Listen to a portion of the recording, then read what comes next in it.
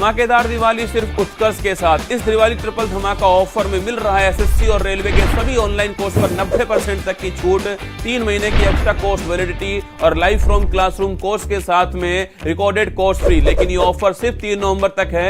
Enrol now. चलिए नमस्कार दोस्तों, आप सभी का ढेर सारा स्वागत है। मेरा नाम है सतीश मीणा और आप मुझे देख रहे हैं उत्कर्ष के प्लेटफॉर्म पर। कैसे सब लोग राजी खुशी? चलिए तो बिना समय गंवाए, त्योहारों का सीजन चल रहा है तो मैं आपको जो है फटाफट जो है वो कुछ क्वेश्चंस की प्रैक्टिस करवा देता हूं, है ना। थोड़ी ही देर का समय लूंगा, ज़्यादा नहीं लूंगा, क्योंकि आप त्यौहार भी मनाइए लेकिन ये रिदम ना टूटे, ताकि आप जो है जैसे ही दिवाली का त्यौहार मना के वापस आए तो ऐसा ना लगे कि यार सब कुछ नया नया है, सब कुछ धुंधला धुंधला है। इतनी प्रैक्टिस तो मेरी जो है वो आप करते रहिएगा। चलिए करते कहानी की शुरुआत। तब तक क्लास को लाइक कर दो और शेयर कर दो फटाफट। जिन जिन ग्रुप्स के बारे में आपको जानकारी है जल्दी शेयर करो। तो जितनी जल्दी मैं देखता हूं यहाँ पर कौन कौन शेयर कर रहा है, ठीक है, फटाफट शेयर करना है आपको। सभी ग्रुप्स में, जितने भी ग्रुप्स में आपको जानकारी, लाइक बराबर करना है, ठीक है।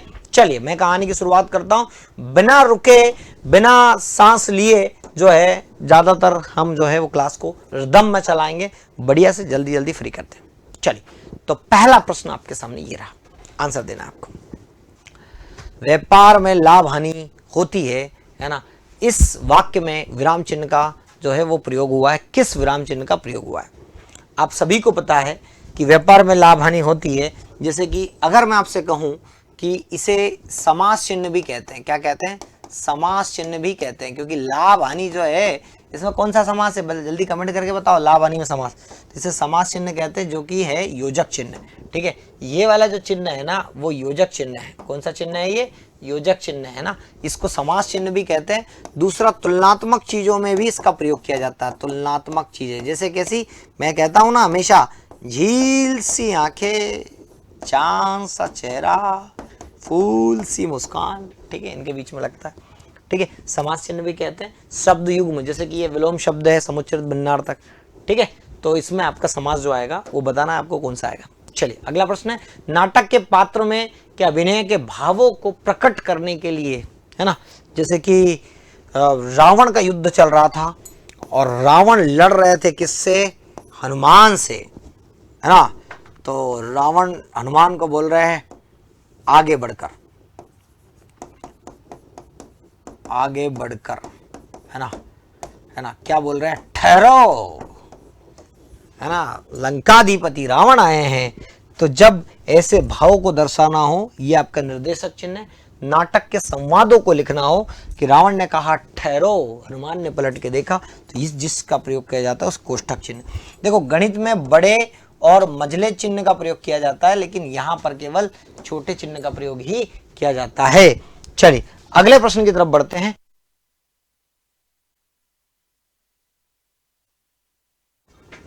निम्नलिखित में से अशुद्ध वाक्य बताना है आपको। अशुद्ध वाक्य कौन सा होगा? जल्दी जल्दी बताना फटाफट। निम्नलिखित में से अशुद्ध वाक्य बताना है, कौन सा होगा बताओ।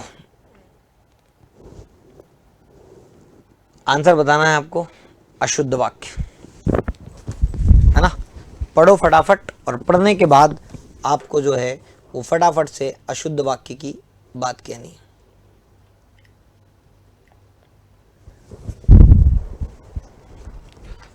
बिल्कुल सही। यहां पर अगर आप देखेंगे तो आज अवकाश देने की कृपा करें, सही है। भारत में अनेक दर्शनीय स्थल, ये भी सही है। कक्षा में 50 विद्यार्थी नहीं, यहाँ हम लोग सकुशल पूर्वक पहुंच गए। तो भाई साहब या तो पूर्वक लिख लो या सकुशल लिख लो, ये ता और पूर्वक लिखने की जरूरत ही क्या थी? तो ये आपका जो है अशुद्ध है। चलिए अगला जो प्रश्न है वो आपके सामने ये रहा कि निम्नलिखित में से अशुद्ध वाक्य का चयन करना। फिर से अशुद्ध वाक्य बताना है, फटाफट से बताइए अशुद्ध वाक्य।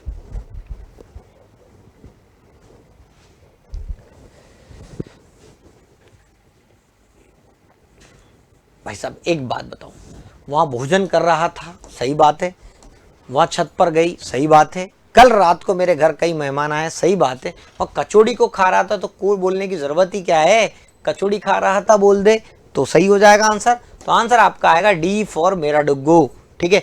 अब आपको यह बताना है कि आखिर जो त्रुटियां होती है, जैसे कि लिंग की, वचन की, कारक की, काल की, तो ये त्रुटि किस चीज की है ये बताओ कमेंट करके। अगला प्रश्न है, निम्नलिखित में से शुद्ध वाक्य का चयन। जल्दी फटाफट क्लास को शेयर कर दो यार, जिन लोगों ने क्लास शेयर नहीं की है ना, फटाफट करो। आप ईमानदारी से शेयर करोगे, मैं ईमानदारी से श्रद्धा से पढ़ाऊंगा आप लोगों को। चलिए, निम्न में से शुद्ध वाक्य का चयन करना है।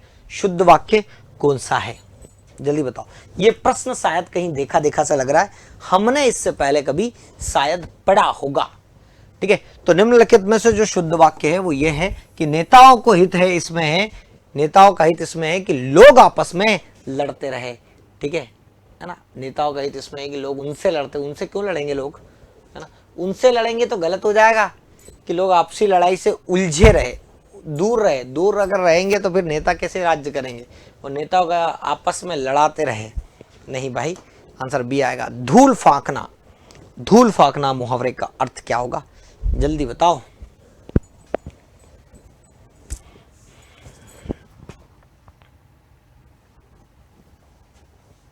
देखो, भाग जाना मतलब तो होता है 9-2-11 होना, 9-2-11 होना, है ना।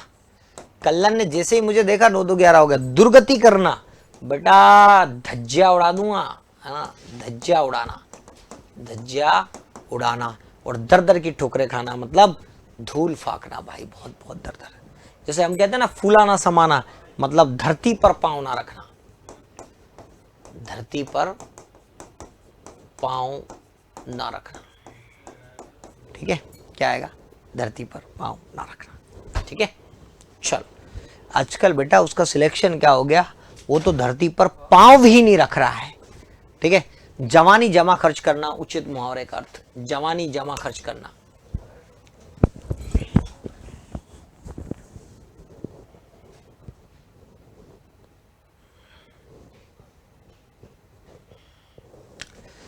भाई साहब, जवानी होती काम करने की, है ना, यही जो उम्र में आप पढ़ रहे हो ना, यही उम्र है काम करने की। अगर अभी आपने सारी उम्र जो है वो गप्पे लड़ाने में लगा दी तो भाई साहब काम कब करोगे।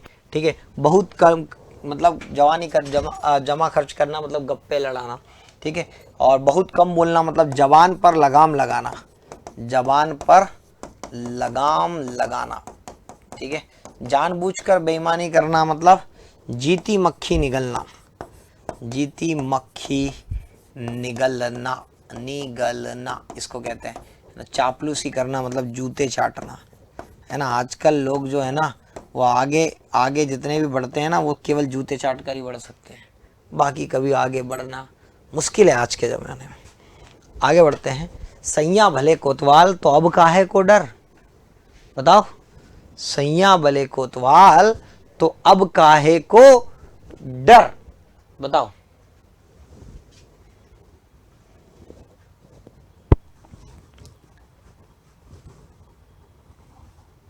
जल्दी बताओ, ये लोकोक्ति का अर्थ बताना है आपको। देखो, गलती होने पर भी सामर्थ्यवान को कोई कुछ नहीं कहता, है ना। मतलब सीधी सी बात है कि समर्थ को नहीं दोष गोसाई, है ना। रामचरितमानस की पंक्तियां हैं, समर्थ को नहीं दोष गोसाई। आप भी एक काम कर सकते हो क्या, कि आपकी नौकरी लग जाए और आप बड़े बड़े अच्छे अधिकारी बन जाए या फिर कोई नेता बन जाए, आप 2 क्या 4 शादियां कर लेना, कोई आपको कुछ नहीं बोलेंगे। वो ट्रेंड है भैया, स्टाइल बताते लोग उसको, है ना, कि भैया वो तो वीआईपी व्यक्ति है। फिर लोग यही कहेंगे कि समर्थ को ना दोष गोसाई, वो कुछ भी करे, ठीक है, उसको कोई गलत नहीं बोलता। सच्चा व्यक्ति कभी नहीं डरता है, पर वो कहते हैं ना सांच को आँच नहीं, सांच को आँच नहीं, सांच को आँच नहीं, मतलब सच्चा व्यक्ति डरता नहीं। और सैया भय कोतवाल मतलब अपनों के उच्च पद होने पर बुरे कार्य में बेहिचक करना। ठीक है, काय का डर भैया, सैया तो कोतवाल है, अपने खिलाफ कार्रवाई नहीं होगी। चलो, देव देव आलसी पुकारा, लोकोक्ति का अर्थ। देव देव आलसी पुकारा, ठीक है। हाँ,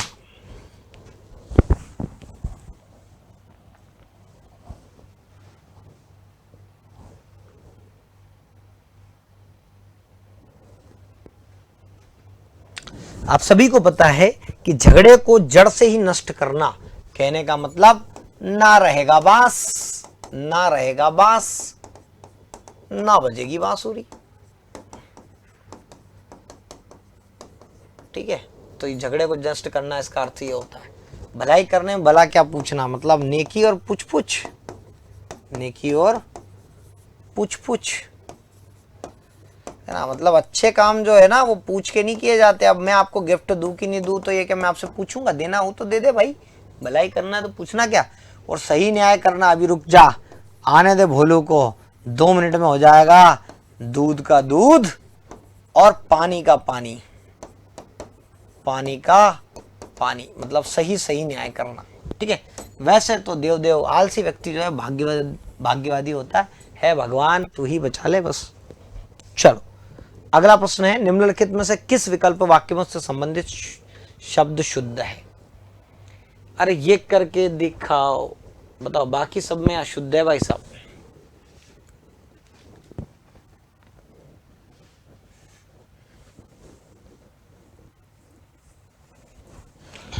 देखो, कर्मेंद्रियों द्वारा होने वाला अनुशीलन नहीं होता। अनुशीलन किसको कहते हैं, मैं बोल के बता देता हूं, इतना बड़ा कौन लिखेगा, कि किसी अन्य द्वारा प्रस्तुत ज्ञान पर जो सूक्ष्म चिंतन मनन होता है ना, उसको हम अनुशीलन कहते हैं, है ना। कर्मेंद्रियों द्वारा प्राप्त होने वाला ज्ञान तो आपका अनुभव होता है। क्या होता है, अनुभव होता है। किसी के दुख के साथ दुखी होकर उस पर जो की जाने वाली जो कृपा होती है वो अनुकंपा होती है। जैसे कि किसी के पिताजी की मृत्यु हो जाती है तो उसकी नियुक्ति कर दी जाती है कि यार इसको बहुत दुख है, पिताजी चले गए, अब बेचारा को नियुक्ति, अनुकंपा होती है, अनुभूति नहीं होती है ना। ये तो ज्ञानेंद्रियों द्वारा प्राप्त जो आंतरिक ज्ञान होता है ना, आंतरिक ज्ञान, उसको कहते हैं अनुभूति। अपनों से छोटों पर प्रसन्न होकर उसकी जो क्या कहते हैं भलाई करना, है ना, अपनों से छोटों पर जो है वो प्रसन्न होकर जो भलाई करना होता है वही अनुग्रह होता है। तो आंसर जो होता है यही सही है, सी फॉर चिरकुटी सही है। और जिसमें ना तो कभी सार था ना अब है ना, जिसमें कभी सार था ना अब है, उसे तो कहते हैं असार, है ना। सार ही नहीं है मतलब असार, ठीक है। और निसार किसको कहते हैं, तो निसार जो पहले कभी सार नहीं था और अब भी नहीं है, जो पहले कभी सार नहीं था और अब भी नहीं है ना। देखो, आसार मतलब पहले तो कभी सार था और ना अब है तो वो आसार, लेकिन ना इसमें पहले कभी सार था लेकिन अब भी नहीं है ना, तो इसको हम कहते हैं आपका क्या, तो निसार। अगला प्रश्न, हाँ, इसके बाद पहले मैं बता दूं आप लोगों को कि उत्कर्ष के दिवाली धमाका चल रहा है। तो जितने भी लोग कोर्स खरीदना चाहते हैं ना, दिवाली का एक अच्छा ऑफर है, अभी इस पर ट्रिपल धमाका चल रहा है। तो 24 अक्टूबर से लेकर 3 नवंबर तक ये ऑफर है। और एसएससी और रेलवे के सभी ऑनलाइन कोर्सेज पर, मतलब ऑनलाइन कोर्सेज पर सभी पे चल रहा है, टेंशन मत लो आप, है ना। ऐसा मत सोचना कि केवल एसएससी पर, एसएससी उत्कर्ष है इस वजह से, बाकी उत्कर्ष पर जो है यही धमाका चल रहा है। अप टू 90% डिस्काउंट चल रहा है, एक्स्ट्रा वैलिडिटी मिल रही है 3 महीने की, और रिकॉर्डेड कोर्स फ्री मिल रहा है लाइव फ्रॉम क्लासरूम, ठीक है। लाइव फ्रॉम क्लासरूम मिल रहा है, ध्यान रखना, ठीक है। तो इस ऑफर का लाभ उठा लो 24 से लेकर 3 नवंबर तक, ठीक है। चलिए अगला प्रश्न, संस्तुति के लिए जो है वो आपका जो है उचित शब्द, संस्तुति के लिए जो है उचित शब्द आपको बताना है फटाफट।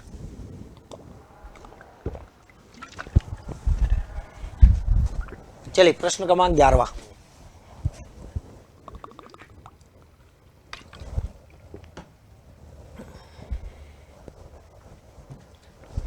संस्तुति के लिए उचित शब्द बताना आपको।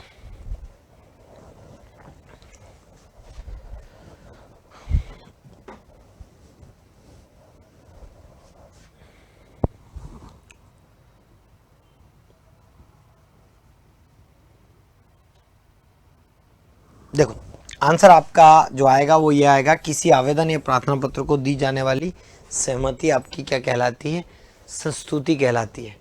और ये किसी विचार या प्रस्ताव पर समर्थन, सहमति देना जो आपका कहलाता है समर्थन, क्या कहलाता है, समर्थन। और किसी प्रस्ताव या उच्चाधिकारी के द्वारा जो मंजूर किया जाता है उसे बोला जाता है स्वीकृति, ठीक है। किसी प्रस्ताव या उच्चाधिकारी के द्वारा जो मंजूर किया जाता है उसे स्वीकृति, और किसी प्रस्ताव विचार पर सहमति देना। और किसी के आवेदन या प्रार्थना पत्र को उच्च अधिकारी के पास विचारार्थ भेजा जाता है उसे कहते हैं अग्रेषण, क्या कहते हैं, अग्रेषण। ये बात ध्यान रखिएगा। चलिए अगला प्रश्न है, गर्व शब्द के लिए उचित वाक्य, गर्व शब्द के लिए उचित वाक्य, ये आपको बताना है। फटाफट। गर्व शब्द के लिए उचित वाक्य। तो देखिए, अपने आप को झूठे वाली बात हो कि झूठे बहुत अधिक समझता है, वो कहलाता है अहंकार, है ना। अगर झूठ हो तो अहंकार, है ना। और हर स्थिति में अपने को बड़ा और दूसरों को हीन जानना, अगर दूसरों को हीन जानना है तो आपका वो कहलाता है दर्प या घमंड, जिसको कहते हैं, ठीक है। और अपने आप को उचित कार्य के लिए जो समुचित श्रेष्ठता का जो भाव होता है, वो आपका भाव कहलाता है गौरव। और अगर रूप, यौवन और धन, शिक्षा, विद्या आदि के कारण अपने आप को दूसरों से बढ़ के समझने का जो भाव होता है, वो आपका कहलाता है गर्व। चलिए अगला प्रश्न है, मन मसोसना मुहावरे का अर्थ। मन मसोसना मुहावरे का अर्थ जल्दी बताओ। मन मसोसना मुहावरे का अर्थ।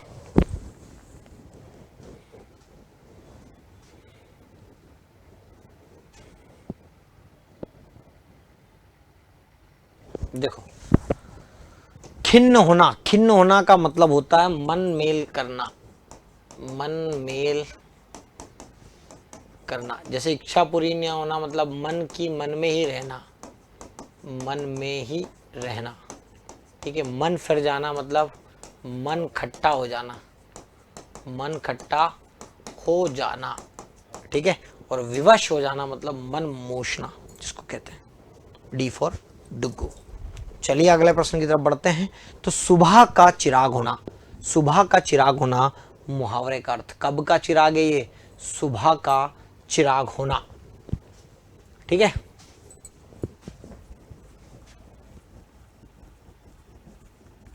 देखो, भाग्योदय होना का मतलब तो सीधी सी बात है कि या तो सितारा चमकना, कि उसके तो सितारे बुलंद है, सितारा चमकना या बुलंद होना कहते हैं ना, उसके तो सितारे बुलंद है, ठीक है ये।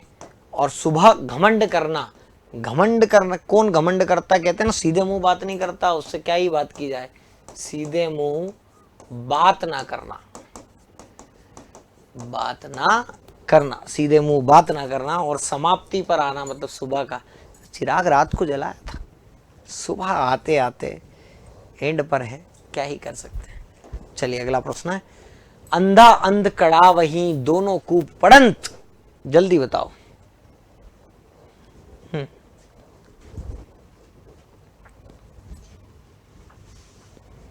जल्दी बताओ।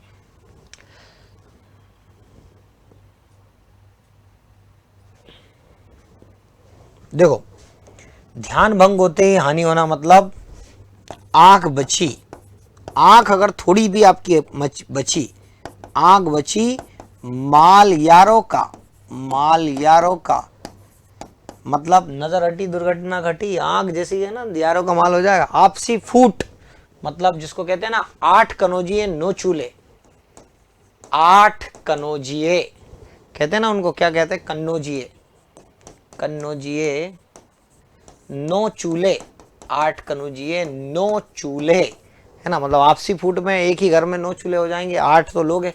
दोषी के साथ निर्दोष को सजा मिलती है मतलब गेहूं के साथ घुन पिसना, गेहूं के साथ घुन पिसना, ठीक है, गेहूं के साथ घुन पिसना। और अंधा कड़ा वही दोनों कूप पड़ंत मतलब सीधी सी बात है कि अयोग्य द्वारा योग्य को भी ले डूबना, दोनों अंधे हैं, ठीक है। चलिए ए फॉर एप्पल। तो ये थोड़ा सा ध्यान रखना, ध्यान भंग तो होते ही आंख बची माल यारों का, आपसी फूट मतलब 8 कनौजिए 9 चूल्हे, घर में 8 है लेकिन 9 चूल्हे बना ले, कितनी फूट है देखो। और दोषी के साथ निर्दोष को सजा मिलना। अगला प्रश्न, आप मरे बिन स्वर्ग न जावे, है ना, आप ही को मरना पड़ेगा। आप ये सोचो ना कि मैं मर जाऊं और तुमको स्वर्ग मिल जाए, नहीं मिलेगा भाई। अगर मैं छुट्टी के दिनों में पढ़ा रहा हूं तो तुमको भी छुट्टी के दिनों में पढ़ना पड़ेगा। उन्होंने कहा कि सर पढ़ा दे, पढ़ ले और हम पास हो जाएंगे, संभव ही नहीं है ना। बताओ, लो आंसर तो मैंने बता ही दिया।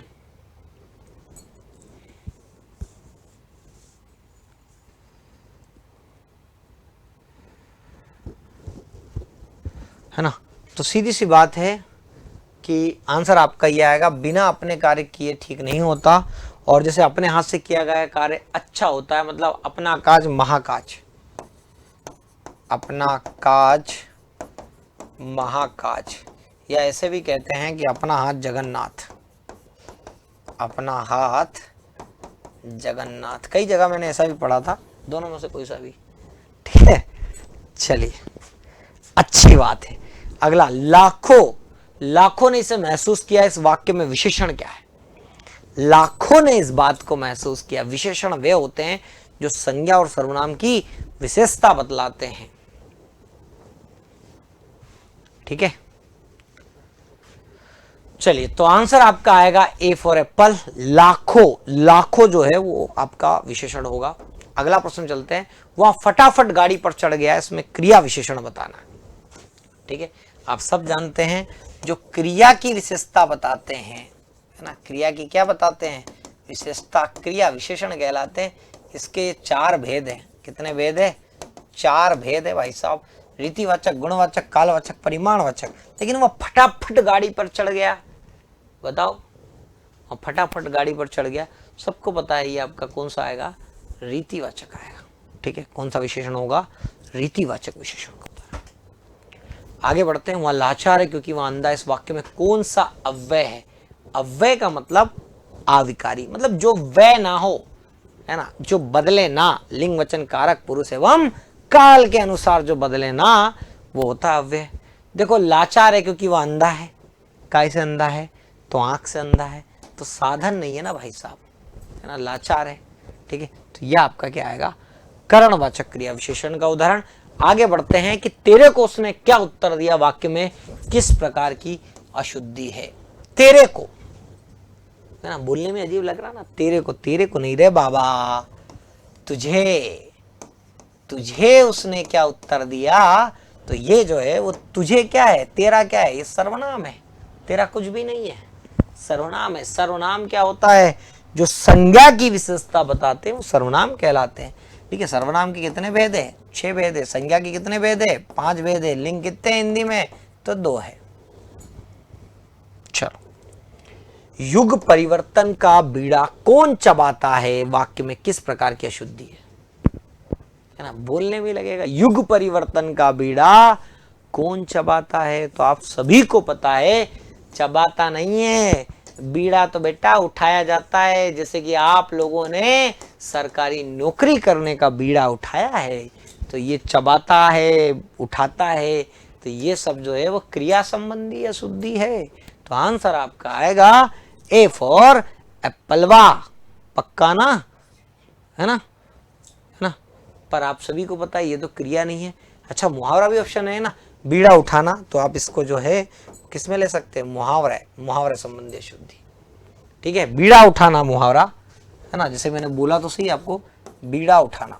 हाँ, मुहावरा भी ऑप्शन में दिया ना, बीड़ा उठाना मतलब जिम्मेदारी लेना, ठीक है। हाँ, चलिए, अगला प्रश्न है मान रखना। मान रखने के लिए उचित मुहावरा कौन सा होगा? मान रखना, बताओ जल्दी से। तो मान रखना मतलब, देखो, आटे दाल की फिक्र होना मतलब सीधी सी बात है, जीविका की चिंता होना। जीविका की चिंता होना, ठीक है। और मान रखना मतलब आन रखना। बोले यार, मैंने तुमको बोला, तुमने क्लास मेरी शेयर कर दी, बस तुमने मेरा मान रख लिया। चलो, कामकाज में कोरा होना। 6 क्वेश्चन हो रहे हैं ना मात्र, ठीक है। तो तुम लोग जो है वो बने रहो, क्लास को शेयर कर दो, तब तक जो है हम जो है जब तक तोड़ेगा नहीं तब तक छोड़ेगा नहीं, ठीक है। लगे रहो दम से। आओ मेरे साथ। कामकाज में कोरा होना। कामकाज में कोरा होना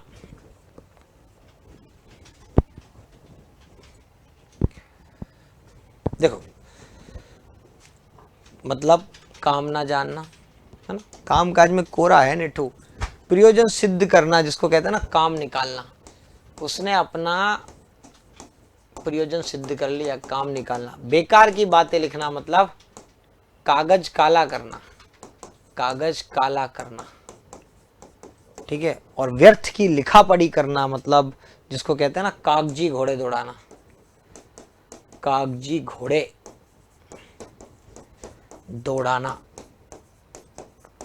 ठीक है। ये बात ध्यान रखना। चलिए, अगला प्रश्न है इतनी सी जान और गज भर जुबान। इतनी सी जान गज भर जुबान बोलते हैं ना। चलो आंसर बताओ। आज मेरी मंगनी कल मेरा ब्याह, टूट गई टंगड़ी रह गया ब्याह। बताओ, है ना। देखो, इतनी सी जान गजबन जुबान, मतलब बातूनी बालक जैसे कि पिद्दी है ना। आपने देखा ना पिद्दी को, ऐसा बातूनी बालक है, वो इतना पूछता है मामा जे क्या, मामा जे क्या, मामा जे क्या। क्या बताऊं रे तेरे को जे क्या है, ठीक है। बातूनी बालक ये पिद्दी है। और उसको मैं ये कहता हूँ इतनी सी जान गजबर जुबान, हर चीज उसको बताओ कि ये क्या है। व्यर्थ की आशा है निराशा में बदल जाती है, इसके लिए एक अच्छी लोकोक्ति है कि आज मेरी मंगनी कल मेरा ब्याह, टूट गई टंगड़ी रह गया ब्याह। ठीक है, व्यर्थ की आशा थी कि आज मेरी मंगनी कल ब्याह। झूठे आश्वासन देना मतलब इमली के पत्ते पर दंड पेलना। मैं आपसे कहूँ कि आपको दंड पेलना है, लेकिन काय पे? इमली के पत्ते पर बैठ के बताओ, कोई बता के पाएगा इमली के पत्ते पर? चलो अगला, और बात खोटी सही बात रोटी। ठीक है विकास, और बात खोटी सही बात रोटी। बेटा रोटी पे फोकस करना, मतलब सीधी सी बात है। जैसे कि जो मिले उसमें ही संतुष्टि करना, है ना। जो मिल जाए उसमें संतुष्टि, मतलब कभी घी घना तो कभी मुट्ठी भर चना। ठीक है, मतलब कभी तो खूब घी डाल डाल के रोटी खा रहे हो, कभी एक मुट्ठी में ही जो है जीवन चला रहे हो। ठीक है, भोजन व्यवस्था का प्रश्न सर्वोपरि। तो भाई साहब यही तो आंसर सही है कि और बात खोटी सही बात रोटी। भैया धंधे से मजाक नहीं है ना, धंधा सबसे पहले। भोजन व्यवस्था का प्रश्न सर्वोपरि। अपर्याप्त वस्तु से आवश्यकताओं की पूर्ति ना होना, मतलब ओस चाटे प्यास नहीं बुझती, है ना। मतलब मैं आपसे कह दूं, ओस चाटे प्यास ना बुझे।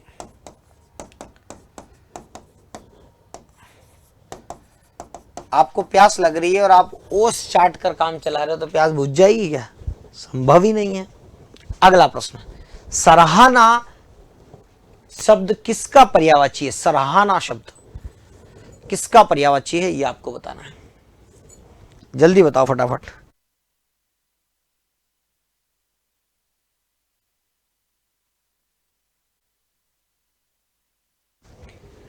सराहना शब्द किसका पर्यायवाची है, ये आपको बताना है। सराहना, तो आंसर आपका आएगा बिल्कुल सही। सराहना मतलब प्रशंसा करना, किसी भी बात की बड़ाई करना, तारीफ करना, गुणगान करना। और एक और शब्द है, मैं बता दूं, प्रशंसा को ये कहते हैं, ये श्लाघा।